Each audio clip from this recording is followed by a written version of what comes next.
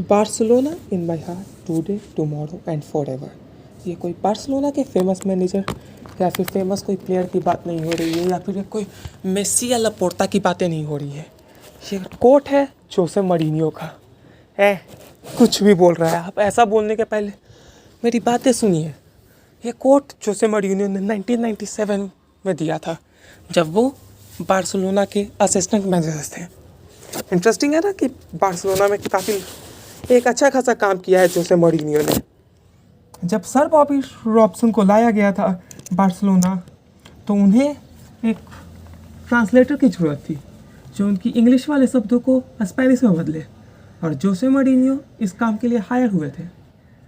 लेकिन कुछ थोड़े समय में ही जब पता चला कि जोसे मौरिनियो टैक्टिकली कितने परफेक्ट है और स्मार्ट है और वो कुछ वैल्यूएबल इंसाइट्स देते हैं, तो उन्हें बनाया गया टीम का असिस्टेंट मैनेजर।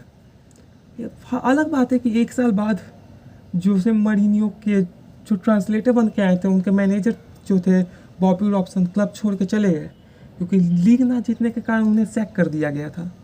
बट बार्सिलोना के लिए जोसे मरीनियो कुछ साल और रहे, और उसी दौरान उन्होंने मिला पेप गार्डियोला से।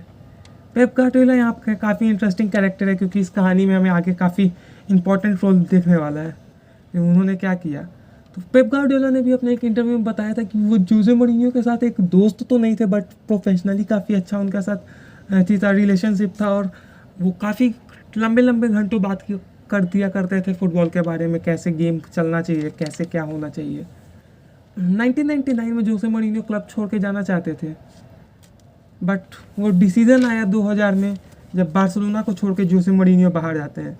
और कुछ टाइम तक ऐसे ही वेलो की तरह घूमने के बाद उन्हें न्यूकासल से असिस्टेंट मैनेजर का का ऑफर आता है, बट वो अपने कंट्री पोर्चुगल में जाते हैं बेनफिका को मैनेज करने। भाई वो बेनफिका को मैनेज बस 3 महीनों के लिए ही कर पाते हैं, और उनके बाद उन्हें वहाँ से सैक कर दिया जाता है।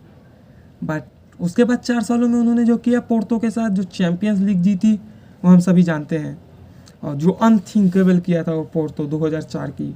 और उसके बाद उनका स्टॉक्स काफ़ी हाई हो जाता है, और रोमन अब्रामोविच 1 साल पहले ही चेल्सी को टेक ओवर करते हैं और जोसे मौरिनियो को एज ए मैनेजर बना के आते हैं।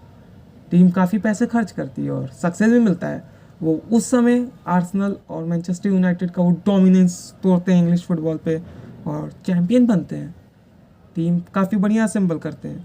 दूसरी तरफ जैसा कि हमने बात किया था पेप गार्डियोला मस्त अपने प्लेयर जो जोहान क्राइफ ने उन्हें CDM बनाया था, वो 2007 तक खेलते हैं, और उन्होंने काफ़ी ग्रेट्स के साथ अंडर खेला है।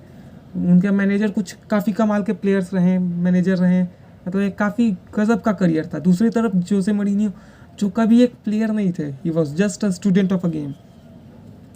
2007 तक खेला पेप गार्डियोला ने, और पेप गार्डियोला जोहान क्राइफ से काफ़ी ज़्यादा इन्फ्लुएंस है, तो Barca way of play football खेलना भी काफ़ी ज़्यादा पसंद करते हैं। वो ये तरीका जो बार्सिलोना खेलती है, जो जोहान क्राइफ ने बनाया, टोटल फुटबॉल की वो फिलॉसफी।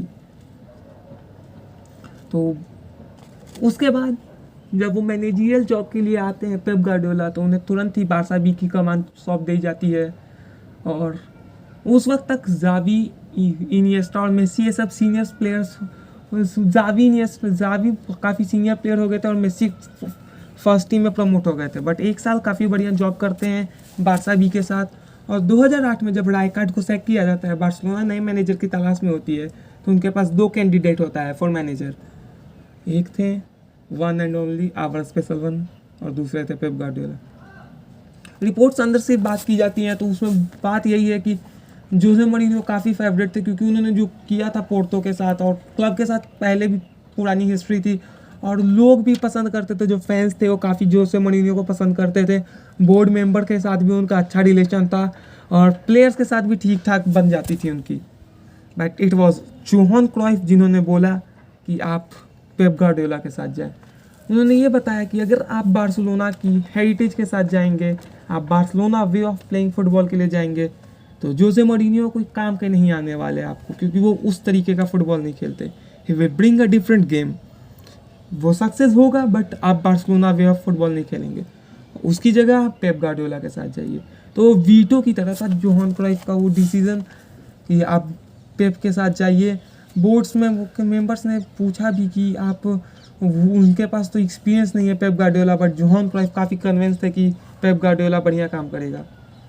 और कुछ रिपोर्ट्स ये भी आती हैं कि दूसरी साइड ऑफ अ स्टोरी है कि जोसे मौरिन्यो जो काफ़ी ज़्यादा एक्साइटेड थे बार्सिलोना के जॉब के लिए, क्योंकि एक बड़े क्लब में जहाँ वो पहले काम किए हैं, जहाँ वो फ़ैन फेवरेट भी थे, वहाँ जॉब करने का मौका मिले, क्यों ना जाए।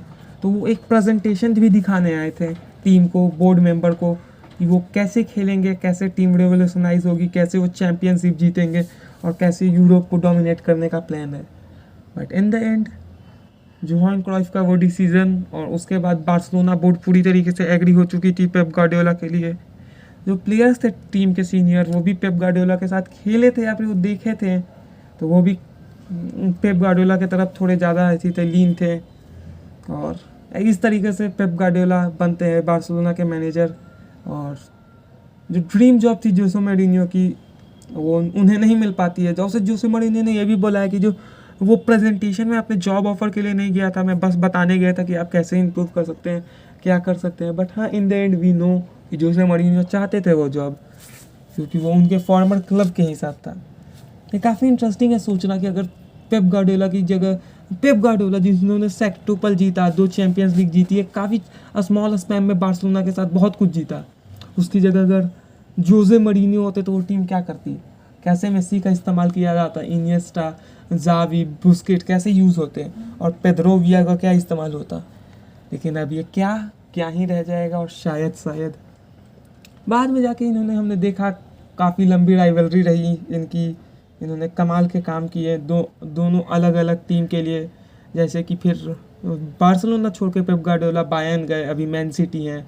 और जो जोसे मौरिन्यो जो ढेर सारे क्लब्स के लिए काफ़ी इम्पैक्टफुल वर्क करके गए हैं, जैसे Chelsea, Porto, Manchester United, Roma के लिए भी एक अच्छा काम था।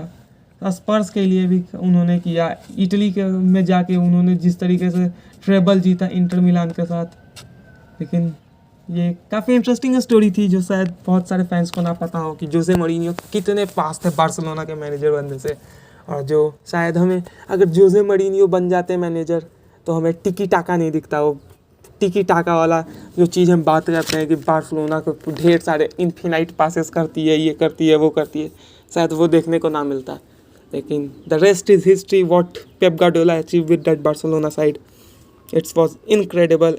And what Jose Mourinho do with his career is also fantastic. The things that he achieved in the end with different teams, some top caliber, some top middle level team, and he worked with all different kind of teams, win all different kind of trophies, has had impact on whole football game.